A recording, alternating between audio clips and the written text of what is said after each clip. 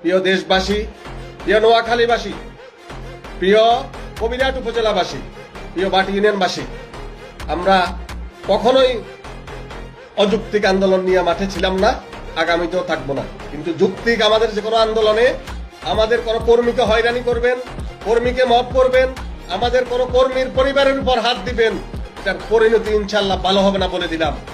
আজ না হয় কাল এটার দাঁত ভাঙ্গার জবাব ইনশাল্লাহ বাংলার মাটিতেই আপনাদেরকে দেওয়া হবে।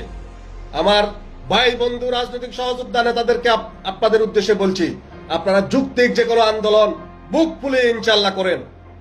আপনাদেরকে জেলে নিবে ইনশাল্লাহ, জেল থেকে আপনাদেরকে বের করার জন্য আমাদের জেলা আওয়ামী লীগ, উপজেলা আওয়ামী লীগ, জেলা যুবলীগ, উপজেলা যুবলীগ, ইনশাল্লাহ জেলা ছাত্রলীগ সহ আমরা সকলে সহযোগিতা করে আপনাদের দায়িত্ব নেব। আপনাদের পরিবারের দায়িত্ব ইনশাল্লাহ আমরা নেব। আপনাদেরকে মাফ করবে, আপনাদের চিকিৎসার দায়িত্ব ইনশাল্লাহ আমরা নেব বলে দিলাম। আপনাদের পরিবারকে হয়রানি করবে, আপনাদের পরিবারের উপর মাফ করবে, আপনাদের বাড়িঘর ভাঙবে, ইনশাল্লাহ এটার দায়িত্ব আমরা নেব।